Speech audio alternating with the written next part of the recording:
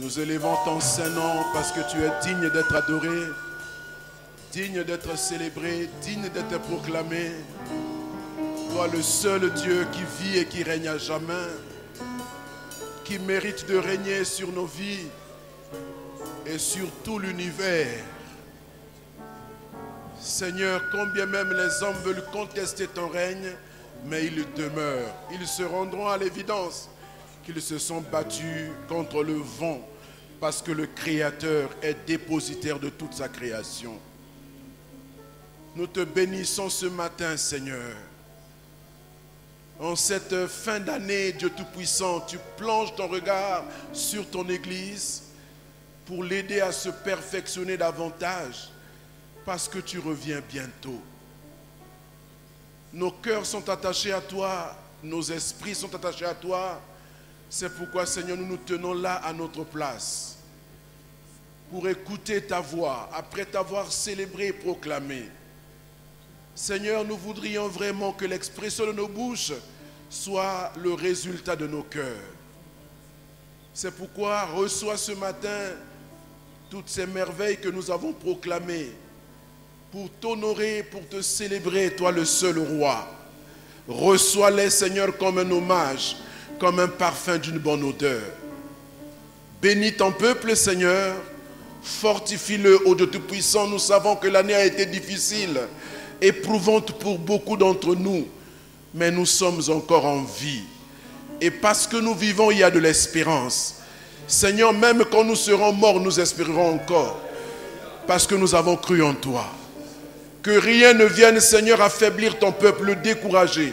Que rien ne vienne ébranler son moral, mais que nous soyons très forts, redoutables. Plus nous sommes éprouvés, plus nous serons forts. Plus nous serons affligés, plus nous serons affermis.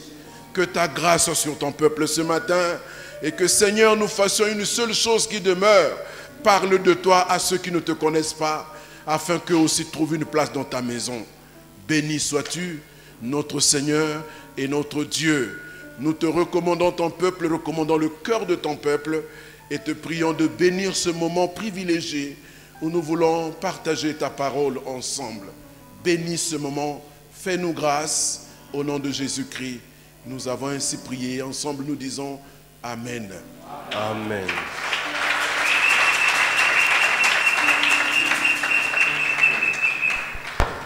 Gloire au Seigneur. Kembo nankolo. Que la grâce du Seigneur nous soit encore renouvelée et multipliée ce matin. Ngulu nankolo ezongisa masika kati na biso tongo na lelo. Tu peux saluer ton frère, ta sœur. Pe pesa ndeko pembe na yo mbote. Salue-le dans le beau et précieux nom de notre Seigneur Jésus-Christ. Souhaite-lui la bienvenue dans la maison du Seigneur. Dis-le lui expressement, sois le bienvenu dans la maison du Seigneur. Dis-le avec un sourire, avec assurance que sois le bienvenu dans la maison du Seigneur. Alléluia. Amen. Moi je vous salue dans le beau et précieux nom de notre Seigneur Jésus. Je voulais dire, moi et le docteur Gérard, nous vous saluons dans le beau et précieux nom de notre Seigneur Jésus-Christ. Que la grâce du Seigneur vous soit multipliée et renouvelée encore ce matin. Que les portes qui vous étaient fermées s'ouvrent au nom de Jésus. Si vous étiez affligé, que vous trouviez auprès du Seigneur pendant ce culte, avant la fin de ce culte, le réconfort dont vous avez besoin. Si vous avez laissé une situation difficile à la maison, au retour de la maison, après avoir vécu dans la présence de Dieu, le Seigneur donnera la solution au nom de Jésus-Christ.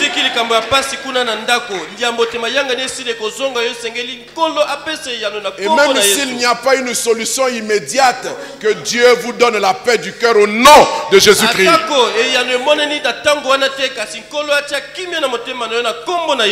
Qu'il trouve toute la place qui convient dans votre cœur. Amen. Amen. Amen. Amen. Amen. Amen. En tout cas, soyez bénis au nom de Jésus. Kopambolama na kombo na Yesu. Que le Seigneur continue de vous bénir. Kolo akoba kopambola bino. Je voudrais continuer là où nous nous étions arrêtés avec les compromis du chrétien ou du croyant. Nalingi nakoba na esiko to suki saki na oetali basangisa sangisa ezali kati na bana na C'est Nzambe. vrai que nous sommes en fin d'année et il y a des choses qui montent dans le cœur qu'il faut partager au peuple de Dieu.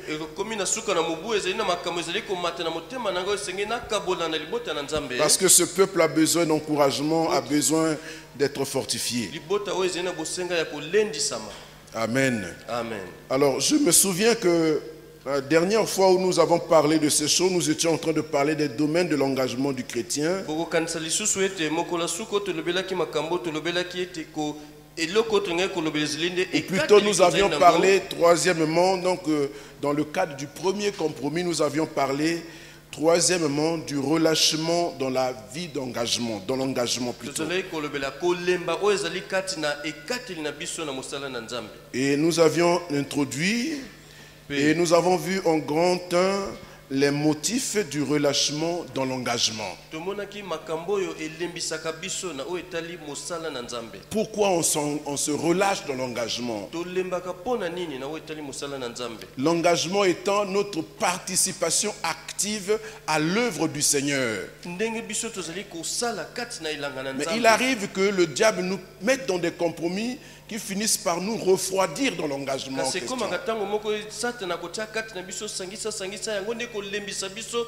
Nous avons vu pourquoi est-ce qu'on se relâche dans l'engagement. Plus précisément, nous avons parlé des motifs du relâchement dans l'engagement. Et premièrement, nous avons vu qu'on se relâche parce qu'on ignore les desseins de Dieu.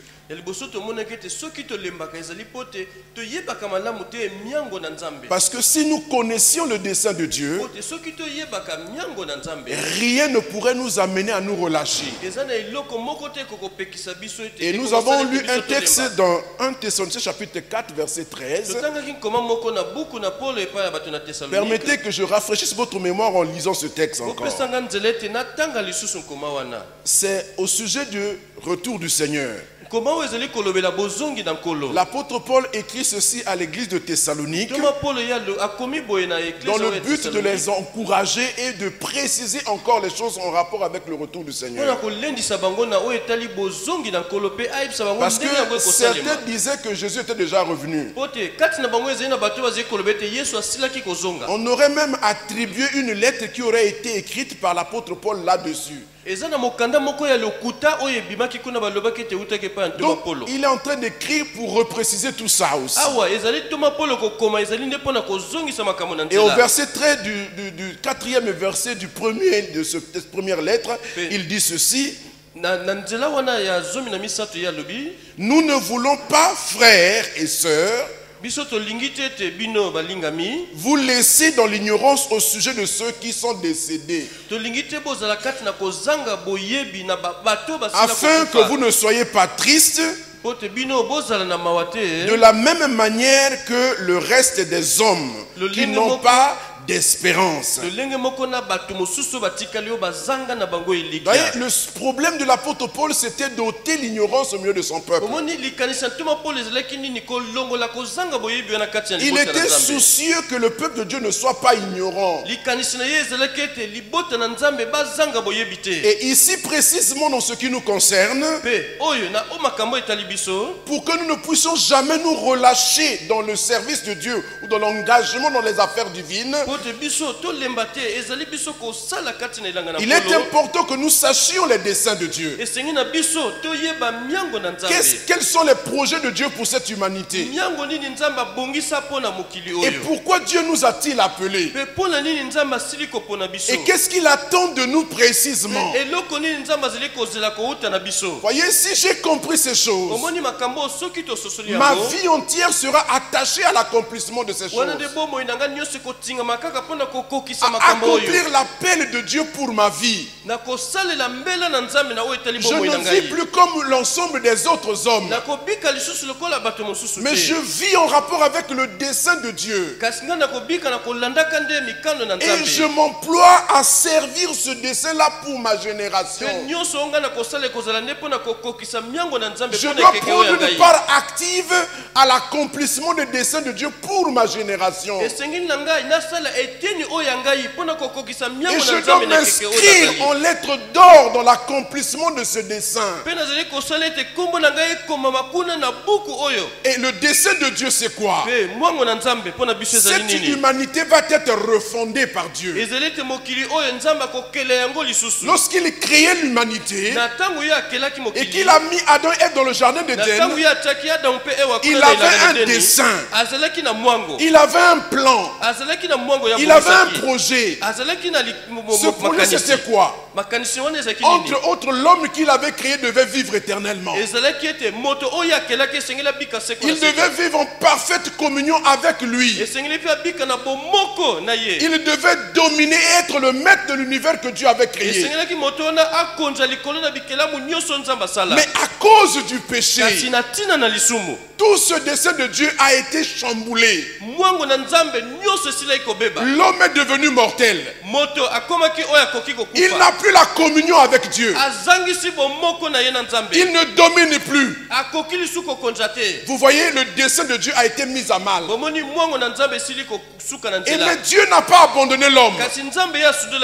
Il fait tout pour le racheter et restaurer le plan qu'il avait au début. C'est en cause de ce désir de restauration de son dessein qu'il a envoyé son fils sur la terre. Qu'il est mort sur la terre. Et avant de s'en aller au ciel et repartir dans la gloire, il a fait la promesse de revenir pour prendre son église avant que Dieu ne commence à détruire cette terre. Parce qu'il va refaire une nouvelle terre, de nouveaux cieux. Et il va établir un nouveau gouvernement par Jésus-Christ, avec les hommes qui auront cru et qui marcheront avec lui. Et étant sur la terre, Jésus a établi l'église. Comme nous devons travailler à faire entrer les hommes dans ce nouveau plan de Dieu. Parce que Dieu ne désire pas la mort du méchant, mais il veut le salut de tout homme. Voilà le dessein de Dieu. Et il nous a recrutés. Il nous a pris. Après que nous ayons répondu à l'appel au salut, alors il nous a adressé l'appel au service, c'est-à-dire à l'engagement chrétien. Et comme nous avons répondu à l'appel, nous devons comprendre les desseins de celui qui nous a appelés pour pouvoir servir ce dessein-là fidèlement. Comme nous avons répondu à l'appel, nous devons aussi savoir qui est celui qui nous a appelés. Et que nous ne nous laissions pas décourager ni par les hommes autour de nous, ni par les circonstances de la vie que nous pourrons vivre. Parce que nous savons exactement qui nous a appelés. Et quand je sais qui m'a appelé, personne ne peut me décourager. Personne ne peut me fâcher. Personne ne peut me pousser à me relâcher. Parce qu'en réalité, je sers les hommes, certes, mais je sers d'abord Dieu. Les gens que je sers sous couvert de Dieu peuvent ne pas me comprendre, peuvent ne pas m'aimer, peuvent m'injurier, peuvent me traiter comme ils veulent. Je ne me découragerai pas, parce que ce ne sont pas eux qui m'ont appelé. Et je ne répondrai pas devant eux. Je répondrai devant celui qui m'a appelé. Et c'est à lui que je rendrai compte. personne ne peut me décourager. Personne ne peut me contrarier. Parce que je connais les desseins de Dieu. Je connais celui qui m'a appelé. Je connais celui qui m'a instruit. Alléluia. Amen. Alléluia. Amen. Nous avions dit, deuxièmement, qu'on se relâche par orgueil parfois. On se croit être trop grand. Et quand Dieu permet qu'une épreuve arrive dans notre vie pour nous diminuer, pour nous humilier, pour nous rapetir, nous trouvons cela comme une injustice. Ou parfois nous nous considérons tellement grands à nos propres yeux que nous ne réalisons même pas celui qui nous a sauvés.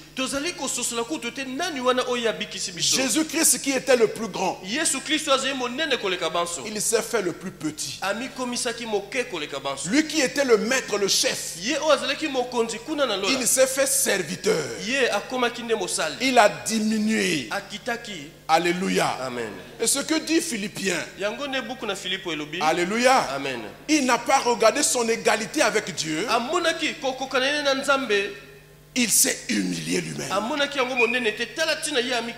Il est devenu serviteur. Et je veux dire à quelqu'un ici, personne d'entre nous n'est trop grand. Personne parmi nous n'est trop important. Tous, quelle que soit notre position sociale, nous avons eu besoin d'être sauvés. Ni notre position, ni nos ressources, ni notre savoir, ni notre capacité, ni nos diplômes ne nous ont pas sauvés. Il a fallu qu'on recourt vers quelqu'un. Nous avons eu besoin d'un sauveur. Et si nous comprenons ça, nous allons vivre à l'image de celui qui nous a sauvés. Nous devons être comme notre maître. De grand qu'il était, il a diminué, il s'est fait petit. C'est pourquoi dans la maison de Dieu, quand nous venons, que Dieu nous a appelés, nous devons servir Dieu. Nous devons diminuer.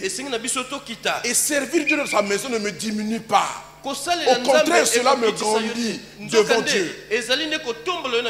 Il disait à ses disciples réunis, alors qu'ils commençaient à se discuter entre eux, pour savoir qui est le plus grand, qui sera le plus grand, qui va succéder quand le maître ne sera plus, qui va commander, qui va diriger les autres. Et Jésus leur a dit que celui parmi vous qui veut être le plus grand,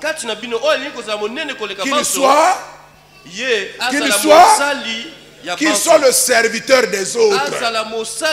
Celui qui est grand, celui que Dieu élève, en réalité il appelle à servir les autres. C'est à tort et à travers parfois qu'on pense que parce que je suis devenu grand, on doit me servir. Non, devenir grand c'est servir les autres. Et donc parfois l'orgueil nous empêche même nous amène à nous relâcher dans l'engagement du Seigneur. Troisièmement, nous avions dit, parfois on se relâche par découragement. Parce que les gens ne nous ont pas compris. Ou parce que nous avons travaillé, les choses n'ont pas mordu. On a espéré ceci, on n'a pas eu ça. On a compté être élevé à l'église, on ne m'a pas élevé. Alors si c'est comme ça, je ne fais plus rien. On m'a mal parlé, on m'a maltraité. On ne m'a pas mis à ma place. On ne m'a pas donné les honneurs que je mérite en tant que donateur ou en tant que partenaire. On n'a pas écouté mon point de vue. Alors je ne fais plus rien, j'arrête tout. On se décourage. Alléluia. Amen. Alléluia. Amen. Nous n'avons pas besoin de nous décourager quand nous connaissons qui nous servons. Et généralement, les gens auront du mal à nous comprendre. Et quand on est appelé à diriger, être enfant de Dieu, leader, on ne s'attend pas toujours qu'à des lauriers.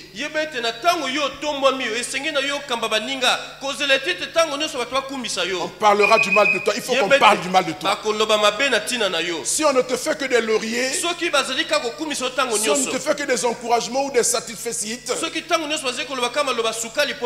voyez, c'est de l'hypocrisie. Tu ne sauras jamais qu'est-ce qu'il pense de toi. Jésus-Christ lui-même était soucieux de cela. Lorsqu'il pose cette question aux disciples, qui dit-on que je suis? Mais vous, qui dites-vous que je suis? Il le disait sans hypocrisie, sans crainte qu'on lui dise ce qu'il était. C'est important en tant qu'enfant de Dieu d'accepter le regard des autres sur nous. Parfois un regard peut être sévère. On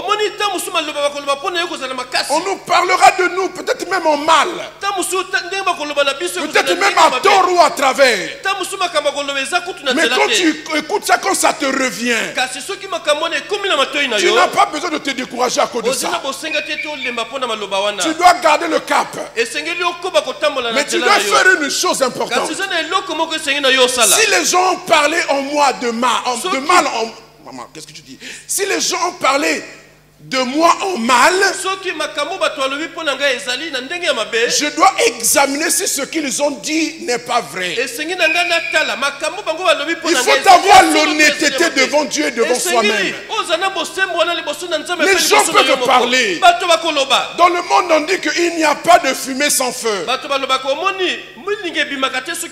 Mais parfois la fumée n'est pas un feu, c'est un brouillard. Mais c'est important que tu examines ta vie. Est-ce que le bruit qui est sorti n'est pas conforme à ce que je suis? Je fais une autocritique personnelle. Et parfois il se trouve que ce que les gens disent est vrai. Peut-être parfois qu'ils exagèrent, mais il y a un fond de vérité. Alors je m'emploie, je me tiens devant le Seigneur pour dire: Seigneur, si tu as permis qu'il parle, c'est que c'est vrai. Alors aide-moi à changer cet aspect-là, pour qu'il n'ait pas de prétexte à continuer à parler.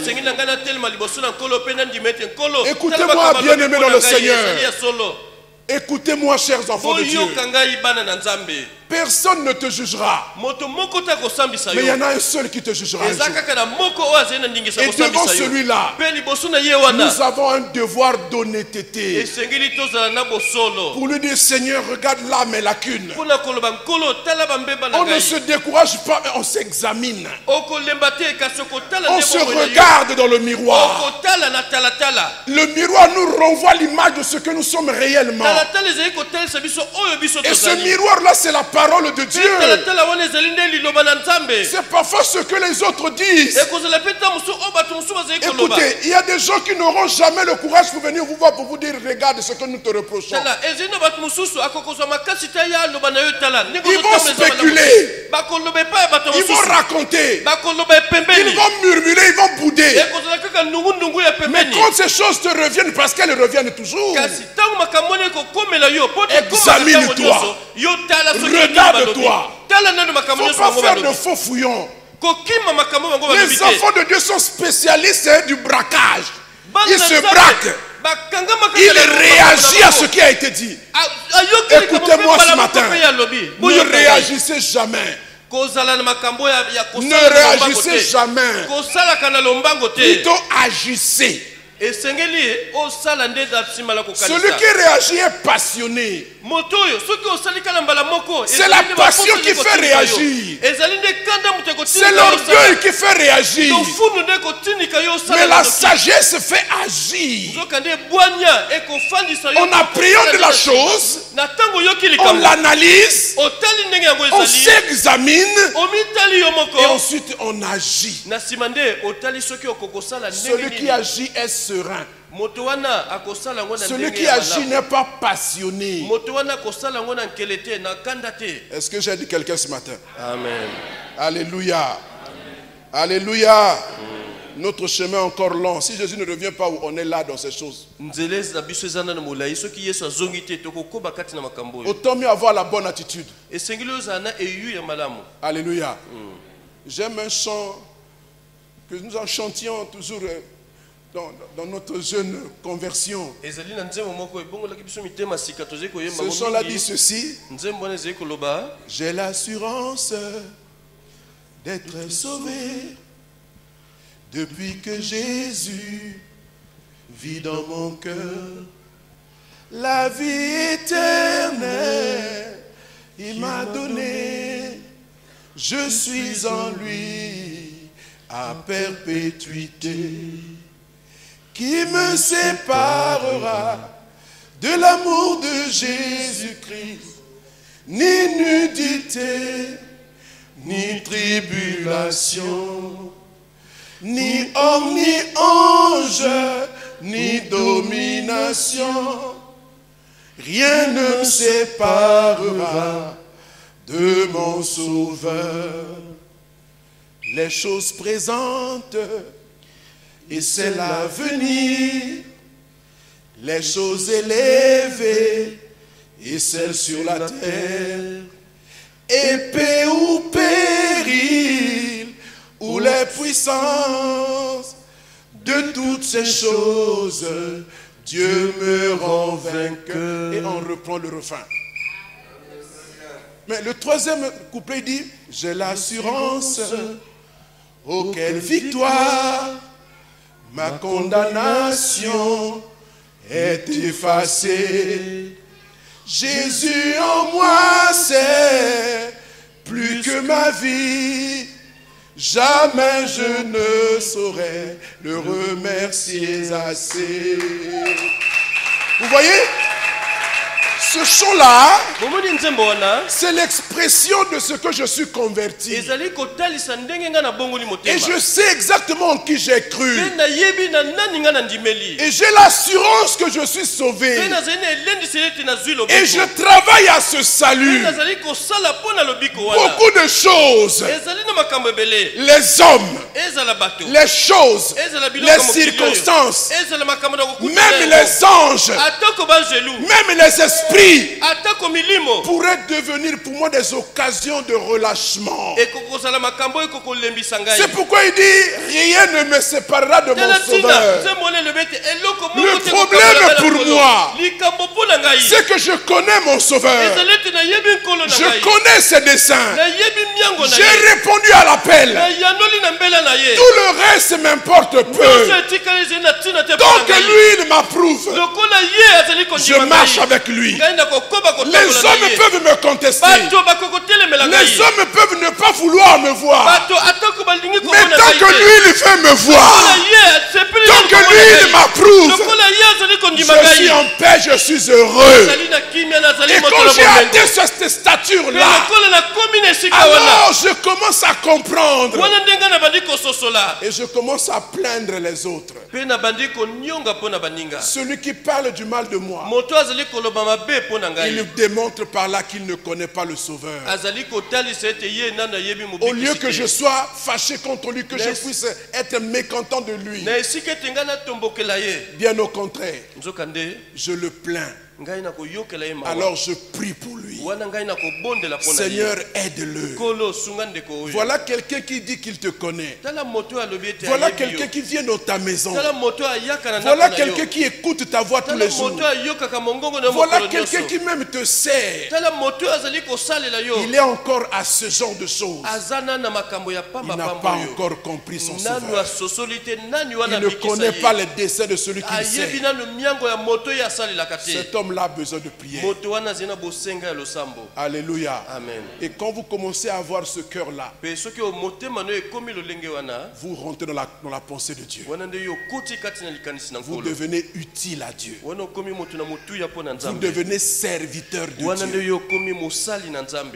Vous comprenez? C'est là que vous devenez serviteur de Dieu. Parce qu'il vous donne son cœur. Pour que vous puissiez aimer jusqu'à vos ennemis. Lorsqu'on vous méprise, vous vous bénissez. Lorsqu'on vous critique, vous vous bénissez. Alléluia. Alléluia.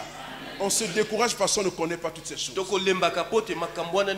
Et vous savez, chers bien-aimés, le risque que nous courons en devenant enfants de Dieu possède de ce que nous ne faisons aucun effort pour connaître le dessein de celui qui nous a appelés. Faisons très attention. Le Seigneur revient. Et il vient prendre une église sans tache, sans rides, ni rien de semblable, mais une église sainte, une église irrépréhensible. Alléluia. Vous savez, il y a des gens, pendant que nous disons ces choses, ça semble passer inaperçu auprès de certaines personnes.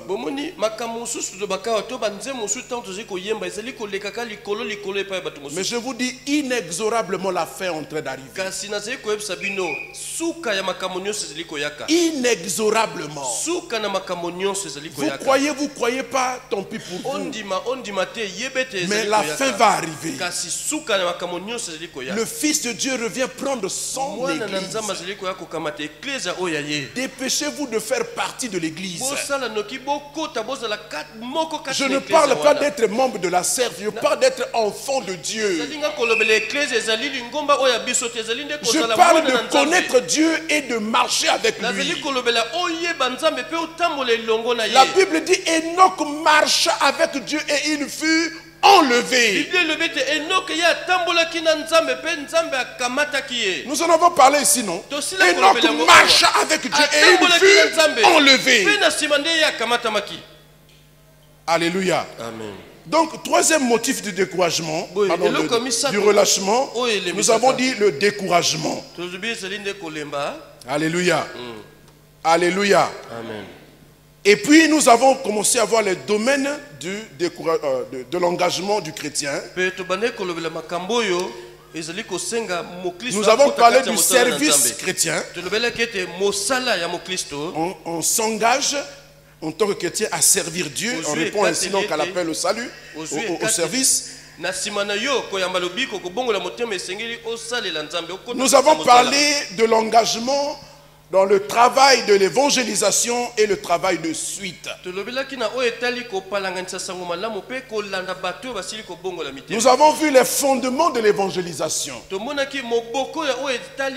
Pourquoi devons-nous évangéliser? Nous avons dit premièrement parce que l'amour de Dieu veut le salut de tous les hommes. Il veut le salut de tout homme. Deuxièmement, nous avons vu que nous évangélisons parce que c'est une instruction du Seigneur, un commandement du Seigneur. Il a fait ce commandement à qui? À son église. Une église sérieuse qui est une église de Jésus-Christ doit évangéliser parce qu'elle reçoit l'évangélisation comme une instruction du Seigneur.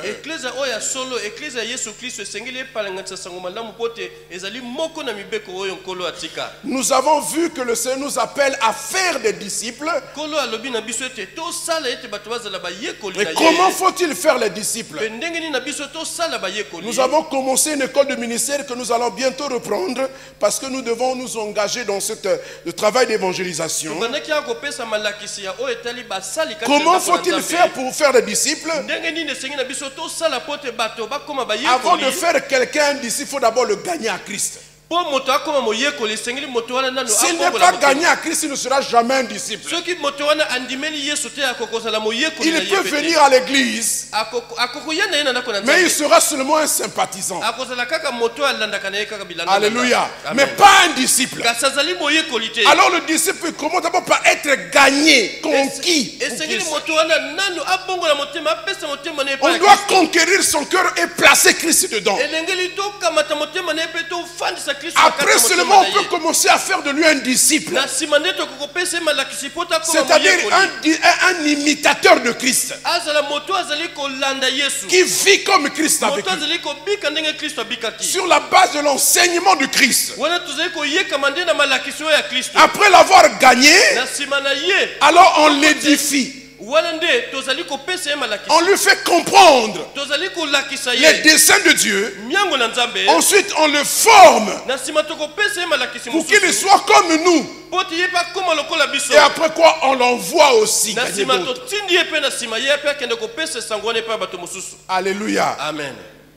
Nous avons dit troisièmement que c'était une exigence et un signe annonciateur de la fin.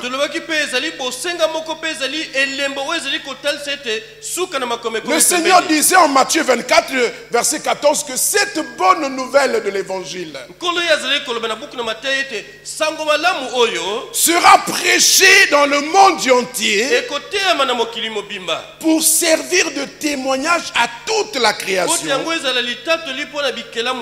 Alors viendra la fin.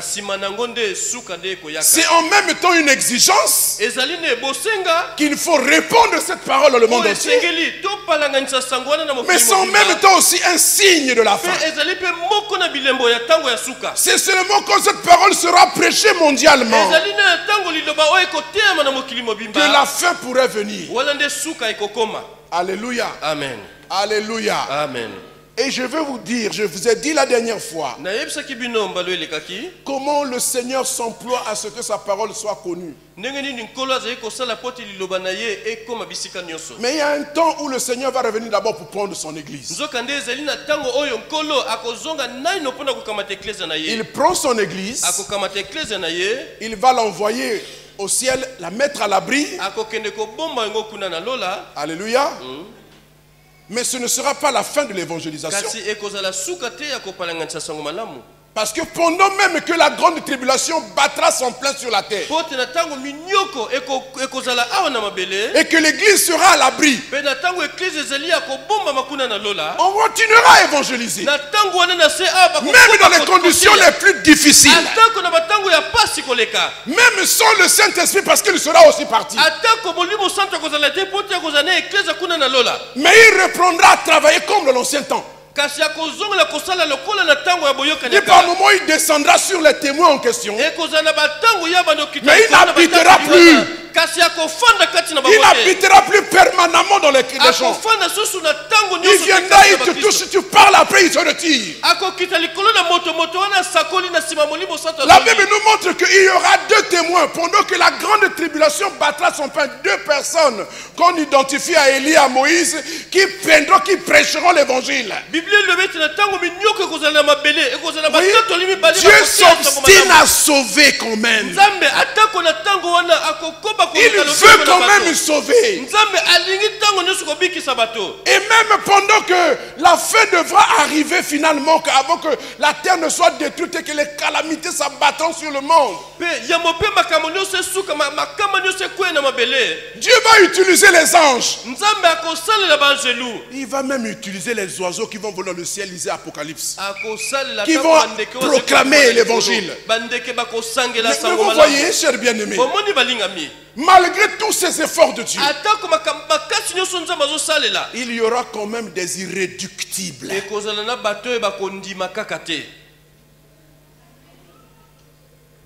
Et qui malgré Dieu donc se retrouveront en enfer.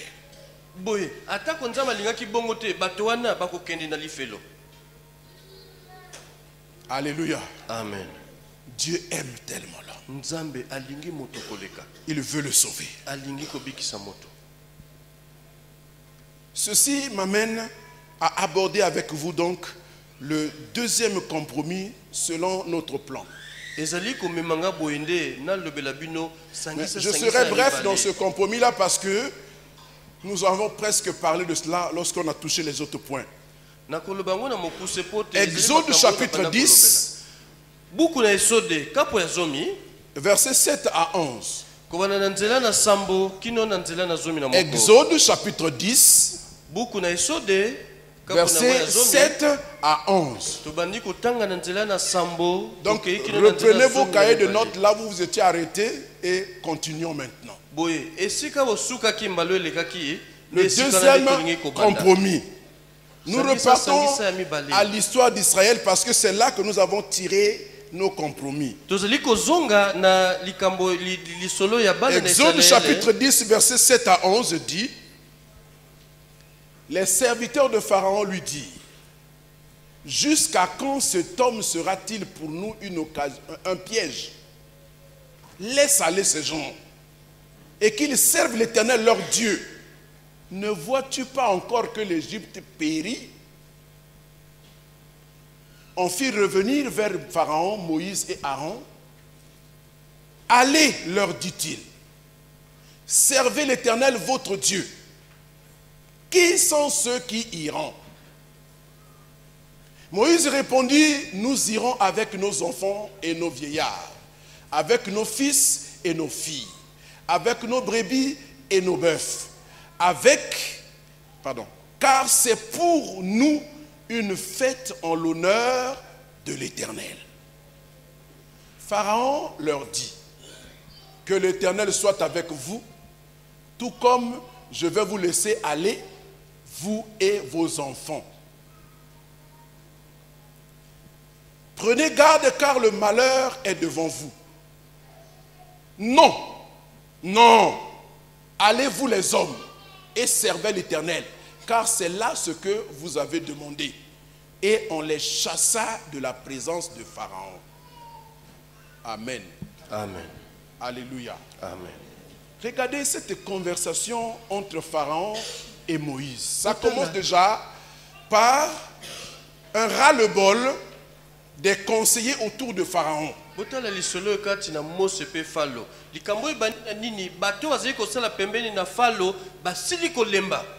La façon dont Dieu est en train de frapper l'Égypte commence à faire réagir les conseillers de Pharaon. Vous savez, la Bible dit que quand les hommes refusent de croire à la vérité, quand les hommes n'ont pas l'amour de la vérité, Dieu envoie sur ces personnes-là un esprit d'égarement. Parce qu'ils n'ont pas eu l'amour pour aimer la vérité. Ce qui se passe avec Pharaon ici, c'est qu'il est témoin de la puissance de Dieu,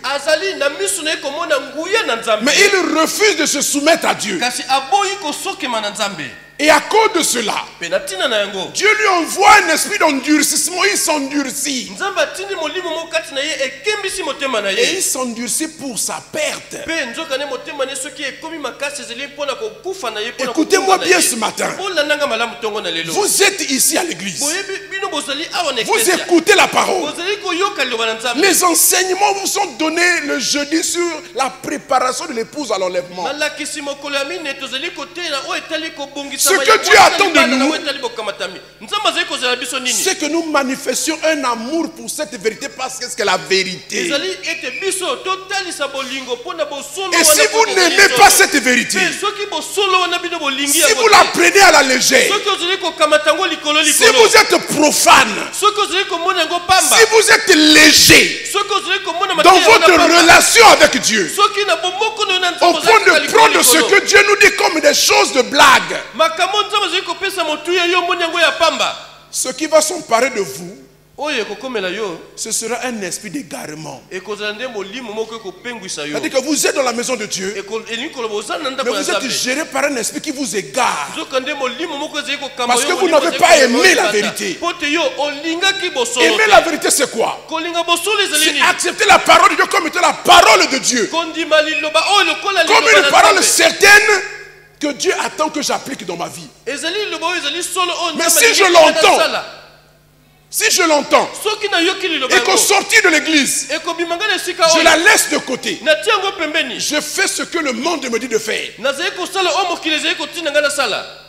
Dieu sera déçu. Nzambe akoyoka mawa. Et un esprit d'égarement va vous saisir. Pe molimo moko ya kopengwisa C'est ce qui arrive à Pharaon. Yango ne ekomeli Falo. Les conseillers Bapesi toli. commencent à comprendre. Babandi kososola. Est-ce qu'on peut me remettre le texte? Totanga ngo lisusu. Regardez ce qu'il dit. Botala. Les serviteurs de Pharaon disent, Basali na Falo balobi na ye. jusqu'à quand? Kino tango nini? Pharaon, jusqu'à quand? Falo. Kino tango Cet nini? homme-là deviendra pour nous un piège. Ojo kozala pona biso libaku ya mabe. Pour nous, il sera toujours un piège. Jusqu'à quand? Kino tango nini moto ya kozala motambo ya mabe. S'il te plaît, Pharaon, laisse aller ces gens. Tika bango bakende. Laisse-les aller servir leur Tika bango Dieu. bakende sala ya nzambe na bango. Ne vois-tu pas que l'Égypte est en train de périr? Tozomona te mboka nyonso ezokufa. Quand l'esprit d'égarement atteint quelqu'un, il Il ne voit plus rien. Il ne voit plus de risque. Il n'a plus peur de rien. Il commence à vouloir braver même Dieu. Parce que là, Dieu veut maintenant le faire mourir. Il faut une grâce particulière. Il faut qu'il y ait des intercesseurs qui prient pour toi pour que ton cœur se ramollisse et que tu acceptes Dieu. Pharaon ne voit plus rien. Par moment, un éclair lui revient. Regardez. Verset 8. Par moment, un éclair lui revient. En fit revenir. Donc là, il a... Ah bon, hein? C'est vrai? Ah bon, ramenez-le alors. On ramène Moïse. Et Pharaon dit, allez. Allez servir l'Éternel votre Dieu. Maintenant, bon, qui va partir? Alléluia. Le diable est malin. Faites attention au diable. Il est plus vieux que vous. Il est plus vieux que vous. Et plus intelligent humainement que nous. C'est-à-dire, si on nous enlève le Saint-Esprit, le diable est 1000 fois plus intelligent que nous. Alléluia. Amen. Alléluia. Amen. C'est pourquoi je dis que connaître Dieu, ce n'est pas une fin en soi. Il faut s'accrocher. Il faut s'attacher. Parce que le diable est capable de séduire. Même il peut me séduire. Si tu n'es pas accroché, papa, je sais de quoi je parle. Je sais de quoi je parle. C'est pourquoi il faut nous surveiller les uns les autres.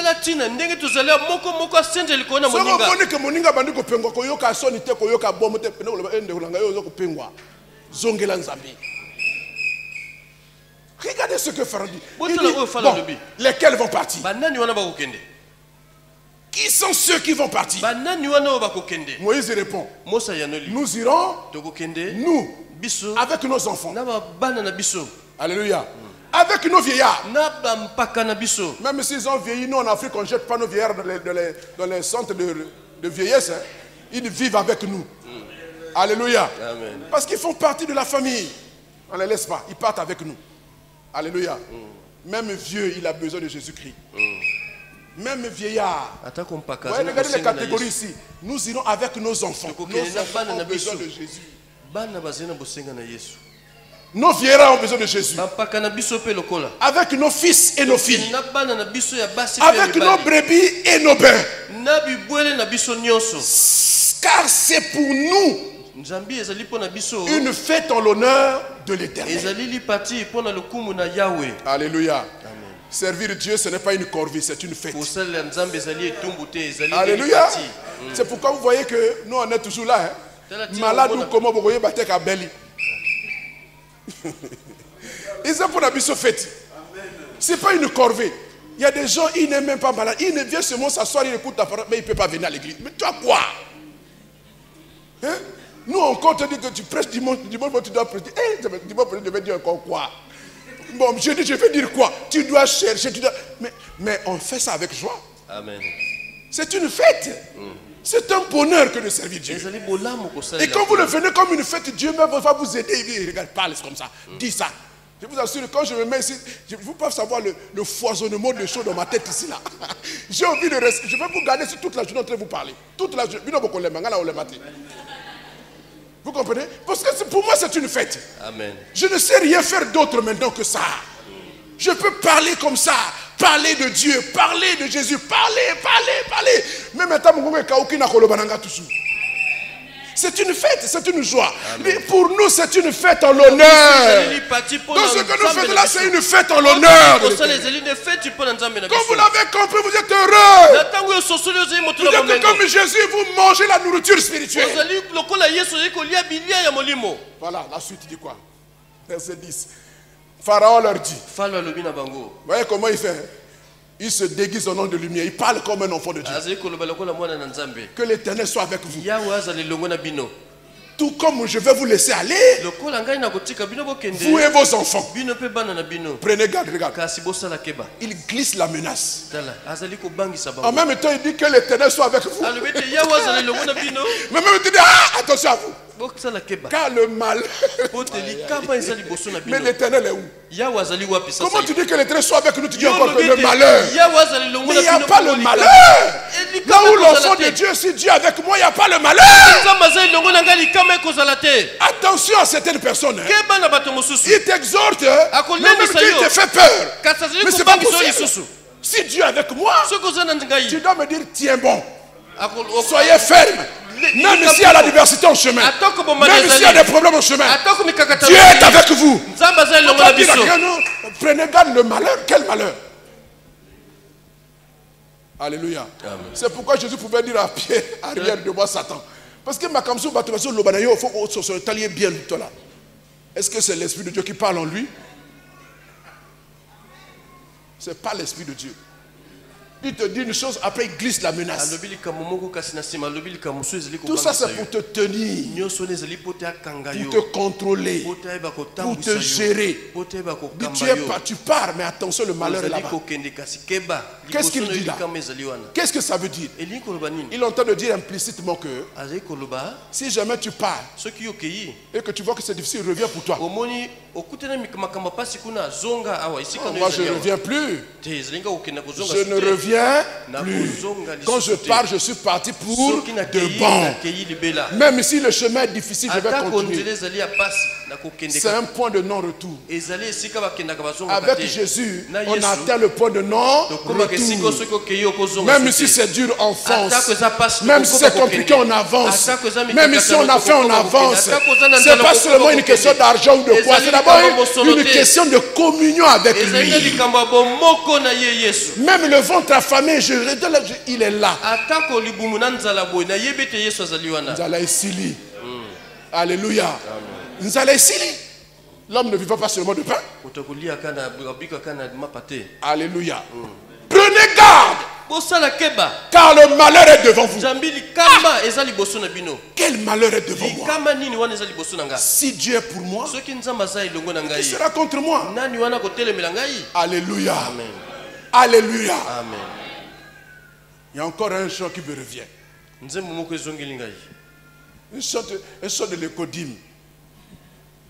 Et chant a dit: quel bonheur de marcher avec lui. Quel bonheur de marcher avec lui. Il conduira tous les pas de mon voyage ici-bas. Quel bonheur de marcher avec lui. Quel bonheur d'avoir un tel ami. Quel bonheur d'avoir... Vous n'avez pas connu ces chants-là.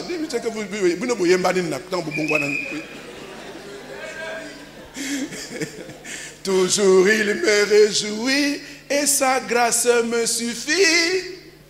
Quel bonheur d'avoir un tel ami. Avec lui montant toujours plus haut. Avec lui montant toujours plus haut. Ne craignons pas le danger, Jésus est le bon berger. Avec lui montant toujours plus haut. Le danger viendra, il n'a pas dit qu'il n'y aura pas de danger. Mais nous n'aurons pas le malheur. Celui qui parle comme ça, ce n'est pas Dieu. Ça, c'est le diable. Voyez, il se déguise en nom de lumière. En même temps, il te gratte. En même temps, il souffle comme la souris. Alléluia. Amen. Et le verset 11. Alors, Après, il dévoile sa nature. Malgré lui, il essaie de faire les efforts pour se dissimuler, pour prendre fait et cause pour le peuple de Dieu, mais en réalité, il n'est pas avec eux. C'est pourquoi je dis non. Tu peux te déguiser et être au milieu de nous. Tôt ou tard, nous allons dévoiler. Amen. Ah, tu ne resteras pas toujours caché. Ça veut dire Dieu peut même te permettre d'être utile, de travailler pour lui pendant un moment. Avec ton mauvais cœur, il te laisse. Mais va arriver un moment où il va te dévoiler. Il faut pas y aller. Après il se dévoile, dit non, non, non, non, non. Allez vous les hommes et servez l'Éternel. Car c'est là ce que vous avez demandé. Et on les a chassés. Leur départ est reporté. Parce qu'il a mis un compromis. Et Moïse a refusé de se compromettre. On les chasse de la présence de Dieu. Le Pharaon. On les chasse comme des moins que rien. On dit on les chassa. Vous comprenez ce que ça veut dire? On les chasse de la présence de Pharaon. Parce que le compromis n'a pas été accepté. Alors ici dans ce compromis-là, c'est quoi? Le diable, il veut que nous puissions négliger le salut de certaines personnes, membres de notre famille.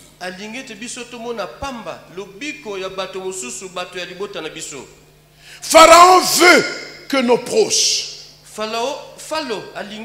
il autorise que les hommes seulement partent. Donc, les femmes doivent rester, les enfants doivent rester, et comme Moïse avait dit, les vieillards aussi doivent rester. Alors, raisonnons un peu. Quand un homme doit partir, et qui doit laisser sa femme et ses enfants, dites-moi, pour cet homme-là sur la terre, un homme sérieux, qu'est-ce qui est humainement plus utile pour lui sur la terre? Je parle de ce qui est sur la terre. Qu'est-ce qui est plus utile, qu'est-ce qui est plus précieux pour un homme, si ce n'est sa femme, si ce n'est ses enfants?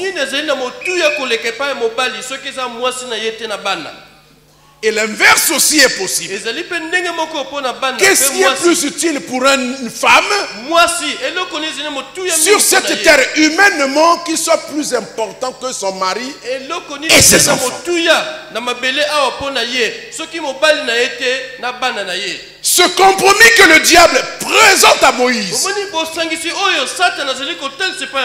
vise simplement de négliger de salut des personnes qui nous sont proches. De ne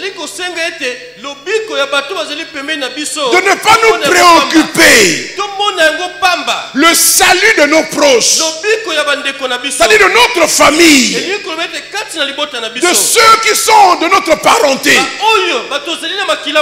que nous ne puissions pas nous soucier. Bien aimé, le salut a une essence de partage. L'amour de Dieu a un sens du partage. Si j'ai trouvé quelque chose de bien, si j'ai rencontré quelque chose de bien, l'amour que j'ai pour ma femme, pour mon mari, pour mes enfants, m'amènera à les leur découvrir ce que j'ai trouvé. Je ne peux pas garder ce que j'ai trouvé, ma trouvaille, pour moi-même. Je ne peux pas les priver de cette trouvaille.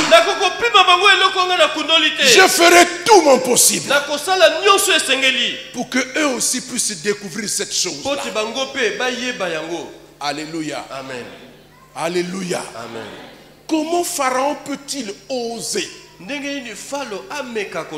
dire à Moïse, allez-y vous les hommes, et vos femmes restent, vos maris restent, vos enfants restent? Moïse connaît le dessein de Dieu. Mose ayebi miango na Nzambe. Dieu l'a appelé. Nzambe abengaki ye. Dieu lui a parlé. Nzambe alobelaki ye. 2 à 2. Kaka bango mibale. Au buisson ardent. Esika Dieu lui a dit, Nzambe alobi na ye. j'ai vu Na moni la pasi. souffrance de mon peuple. Pasi ya libota na ngai. J'ai entendu Na yoki. les cris que lui font pousser les Égyptiens. Na yoki konyonga na bango. Maintenant je t'envoie Sasa yipinga na vers Pharaon pour aller sortir mon peuple, okende kobimisa libota na ngai. les enfants d'Israël. Bana na Israël. Alléluia. Amen. Il est plus aisé de comprendre ça dans le sens que nous parlons lorsque nous parlons d'Israël. Peut-être que pris à notre échelle, nous aurons du mal à le comprendre. Combien même dans l'application, nous pouvons comprendre que notre ancêtre commun, c'est Abraham par la foi aussi. Mais eux, les Israélites, là, ils sont issus d'Abraham. Donc ils se reconnaissent dans cet ancêtre commun. Abraham a donné naissance à Isaac. Isaac a donné naissance à Jacob. Jacob a donné naissance aux patriarches. 12 patriarches. Donc c'est des gens qui se reconnaissent remontés d'une seule souche. Donc ils se reconnaissent comme membres des parents. Alléluia. Amen. Et quand Dieu parle à Moïse, il lui demande d'aller sauver ses frères. Ses frères dans le sang. Alléluia. Vous comprenez? Il doit aller sauver ses frères. Mais nous, ça devient compliqué parce que chacun de nous vient d'une famille. Nous sommes ici des familles disparates. Du nord au sud, vous voyez combien d'ethnies. Et nous devons nous débrouiller pour nous reconnaître comme membres d'une seule famille. C'est pas évident. Et que Christ soit la souche par laquelle nous sommes rattachés à cette famille de Dieu. Regardez bien aimé. Quand nous écoutons Dieu, il veut que nous comprenions une chose. Que nous sommes devenus les membres d'une seule famille. Que la personne qui est assise à côté de toi là, ce n'est pas un étranger. C'est ton frère. C'est ta soeur. Et les liens de sang sont moins efficaces que les liens que nous avons en Christ.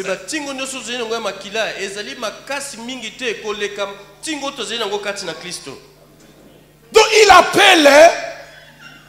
Pharaon demande que les hommes se séparent de leurs femmes, qu'elles restent dans le monde et que eux seuls aillent servir le Seigneur. Évidemment, Moïse n'accepte pas ça. Il refuse cela. Je vais vous donner quelques textes rapidement parce qu'il faut que j'arrête. Il y a un deuxième culte. S'il n'y avait pas un deuxième culte, j'allais continuer. Alléluia. Acte chapitre 1. Le verset 8. Je vais donner ce texte, après je vais donner la pensée que j'ai énoncée.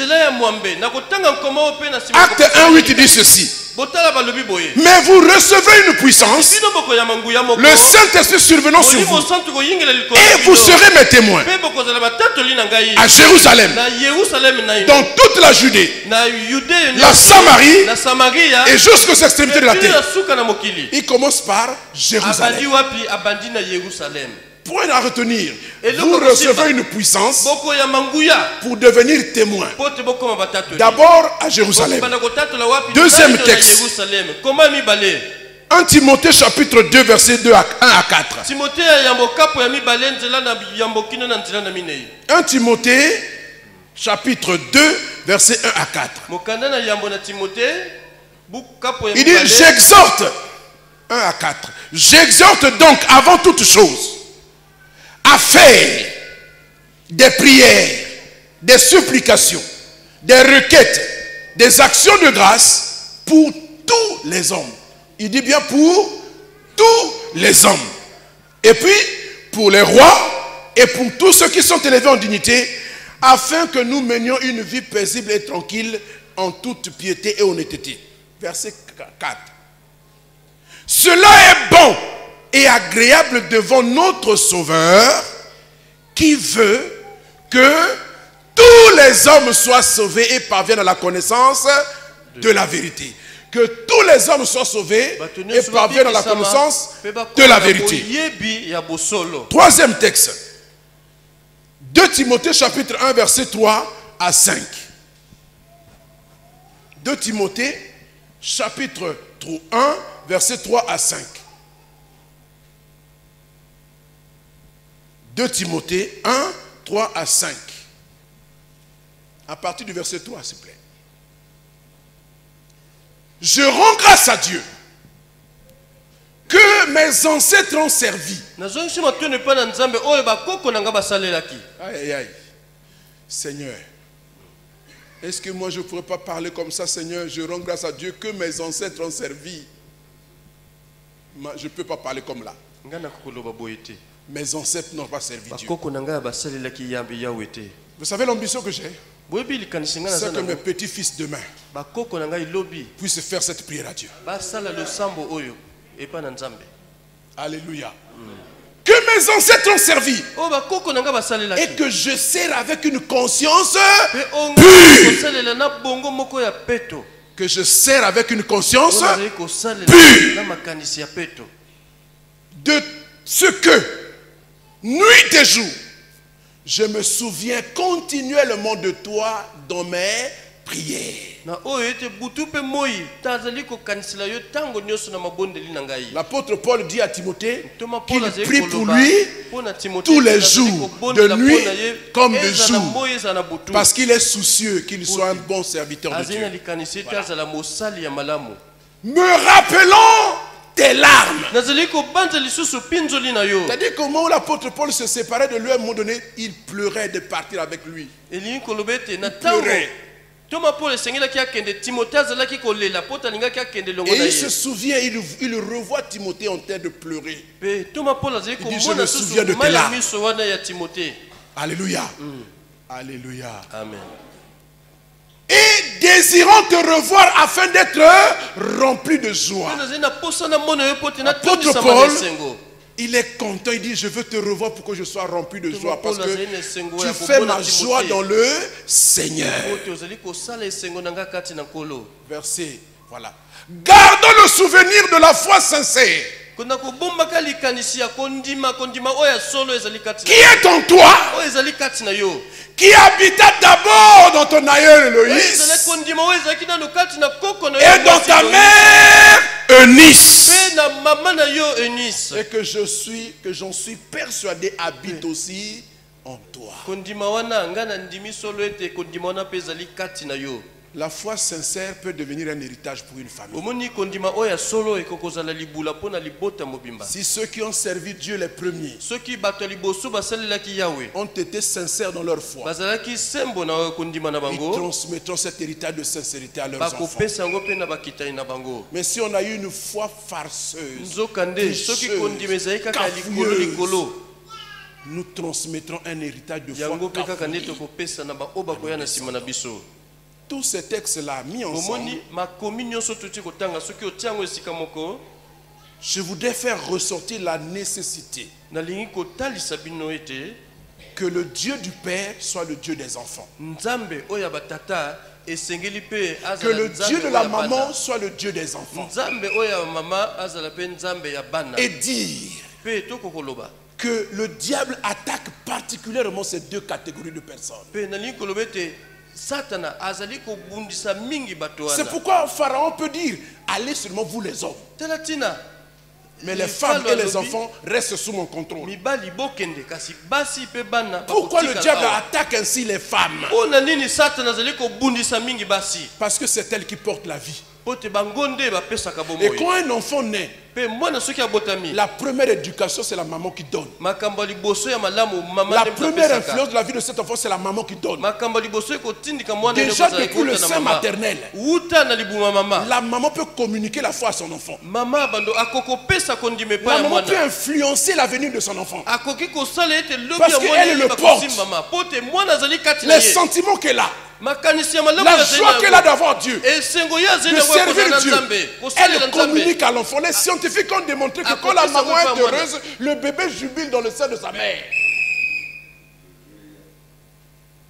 C'est pourquoi le diable attaque les femmes. Il ne voudrait pas qu'elles puissent connaître Dieu et connaître Dieu correctement. Il ne voudrait pas qu'elles puissent connaître Dieu et s'engager avec Dieu. Il met contre elles tous les obstacles possibles pour les empêcher de s'affirmer. Et pourtant, prie. Globalement, les femmes dans l'église sont les personnes qui portent Dieu plus que les hommes. Mais le diable les attaque. Parce qu'en les attaquant, il réussira non seulement à neutraliser la maman, mais aussi à neutraliser la progéniture. Les hommes du monde ont repris ces paroles pour dire que éduquer une femme, c'est éduquer la société. Amen. Parce que c'est elle. C'est elle qui a le bébé. Quand il est né, c'est elle. Elle est dans son sein. Cette femme peut influencer la vie de cet enfant. C'est pourquoi c'est important. L'année prochaine, nous allons retravailler avec les femmes et retravailler avec la jeunesse. Pourquoi le diable attaque les jeunes? Parce qu'il sait que ce sont eux qui vont succéder. C'est eux qui prendront la relève. Et s'ils les détournent, pour qu'ils ne s'accrochent pas à la foi de leurs parents, pour qu'ils ne s'attachent pas au Dieu de leurs parents, il réussit à détruire toute une génération et même à tuer l'église. Or, il ne sait pas que le propriétaire de l'église a dit: je bâtirai mon église et les portes du séjour des morts ne prévaudront point contre elle. Amen. Mais nous avons le devoir en tant qu'église de porter particulièrement ces deux catégories de personnes. Parce qu'ils sont porteurs des espérances pour l'église et pour la nation. Vous savez, un ministre qui va au gouvernement et qui vole l'argent du gouvernement, c'est qu'il a commencé à voler depuis la maison de ses parents. Mais oui, on ne peut pas improviser le vol là-bas.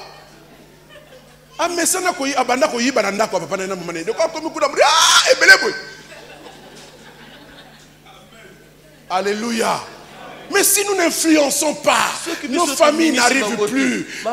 C'est maintenant l'église. Bien-aimé, je suis bien placé pour vous le dire. Vous savez, j'ai médité un texte cette semaine.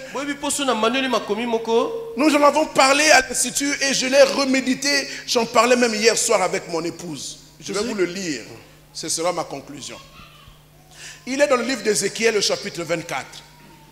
Ézéchiel 24 à partir du verset 15. Je vous en prie, allez méditer ça chez vous.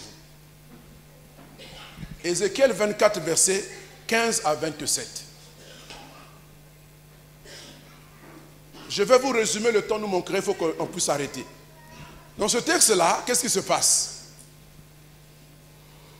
Dieu prend Ézéchiel comme un cobaye. C'est un objet de laboratoire, un animal de laboratoire. Il dit: tu es mon cobaye. Il dit: je vais te faire subir les choses que moi je ressens pour que tu saches comment parler à ton peuple là, à tes frères. Et il lui dit: je vais te faire mourir ta femme. Mais quand elle va mourir, tu ne pleures pas. Tu ne fais pas le deuil.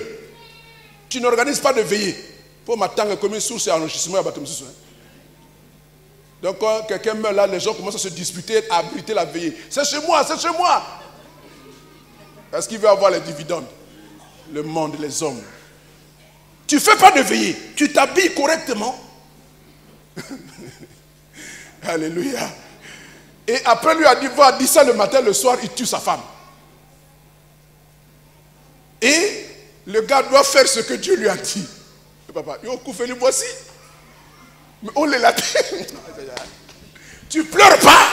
Tu ne gémis pas. Tu dois souffrir dans le silence dans ton cœur là-bas. Qu'on ne voit pas tes larmes. Je veux voir ce que ça donne. Ézéchiel, fais ça. Et Ézéchiel ne pleure pas. Ézéchiel s'habille, costume, cravate et il s'assoit. Il se promène. Et les gens veulent dire, mais qu'est-ce que tu fais là, Ézéchiel? C'est quoi encore? Alléluia.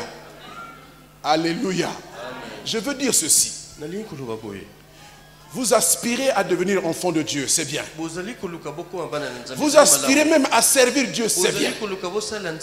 Vous aspirez à prêcher la parole comme nous, c'est bien. Mais sachez une chose. Lorsque Dieu vous appelle comme messager, il prend ce que lui souffre. Il vous le fait vivre à vous. Parce que si vous ne le comprenez pas, si vous ne réalisez pas ce que Dieu souffre, vous n'en parlerez pas avec passion. Il peut y avoir des prédicateurs, mais les messagers de Dieu, ils se comptent sur le bout de doigt. Alléluia. Parce qu'au prédicateur, il y a la parole écrite. Mais le messager, il porte le cœur de Dieu. Il ressent la douleur de Dieu. Il vit la douleur de Dieu. Pour qu'il devienne un passionné de Dieu. Il est saisi par Dieu. Et quand il parle avec passion. Mais il ne fait pas que parler. Après il doit prier pour que les gens qui ont entendu le messager et qui ont donc entendu Dieu puissent changer de vie. Bien aimé, ce que Ézéchiel a vécu, Dieu a fait subir ça aussi à Osée. Il a épousé une femme. Après, la femme ne s'est pas satisfaite, elle est allée se prostituer dans la rue. Elle a fait des enfants dans la rue. Après, Dieu lui dit, va prendre la femme dans la rue là-bas en train de coucher avec les hommes, ramène-la dans ta maison. Parce que c'est ainsi que Israël s'est prostitué à d'autres dieux. Et pourtant je ne vous ai pas rejeté.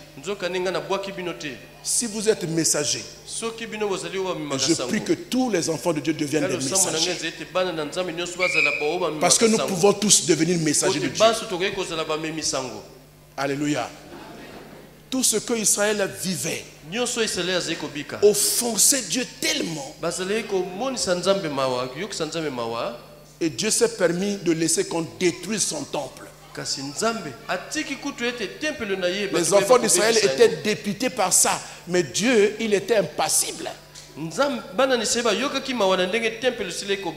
C'est vous le temple de Dieu. C'est vous la maison de Dieu. Dieu habite vos cœurs. Dieu habite nos vies.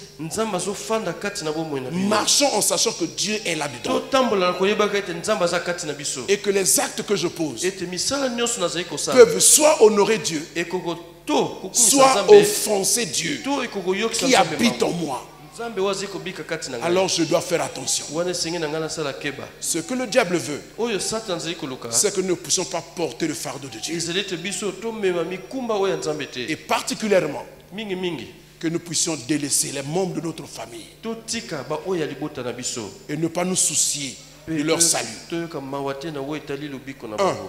En commençant d'abord à prier pour eux. 2. À leur parler comme messager de Dieu. Que Dieu vous bénisse et qu'il bénisse sa parole.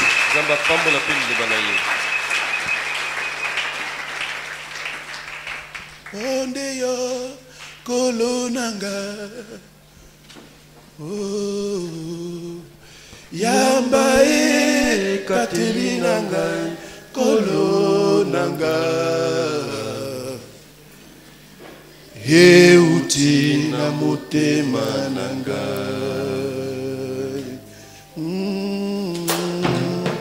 natika yo lisusu te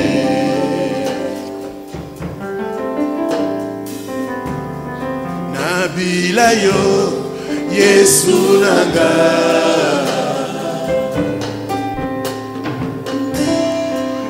Ondeo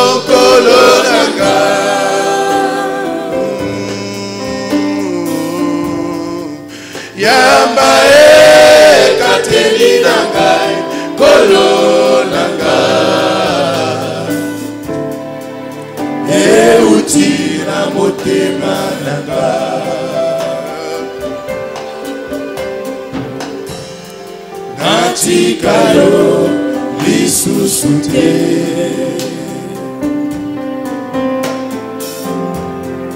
Nalingi yo Yesu nanga. Sala que nzembo ekoma libondeli na yo.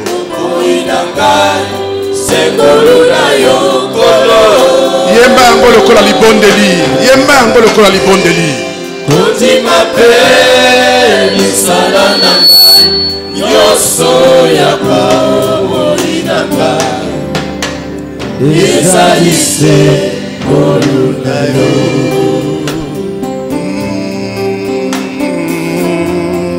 Tina nini na mikumisa. Nathalie na Golgotha. Nathalie na Golgotha.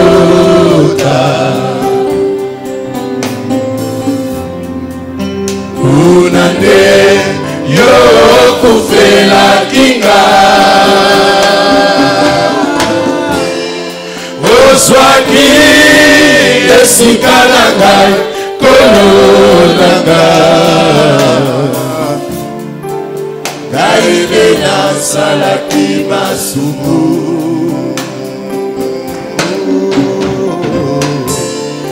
Nofutaki nyongo nanga. Écoutez avant de prier. Pendant que Jésus était sur la croix, il a regardé le seul disciple qui était venu jusqu'à la croix. Il s'appelait Jean. Il était à côté de la mère de Jésus. Et Jésus dit à ce disciple-là, il dit, fils, voici ta mère. Et il dit à la maman, mère, voici ton fils. Même Jésus était soucieux du salut des siens. Prie que le Seigneur visite ta famille. Qu'il visite ton mari, qu'il visite ta femme. Qu'il visite ta mère, qu'il visite ton père. Qu'il visite tes frères et sœurs. Qu'il les sauve. Et c'est par toi qu'il le fera. Prends ça à cœur. Demande à Dieu les capacités pour accomplir cela. Élève ta voix et prie. Élève ta voix et prie.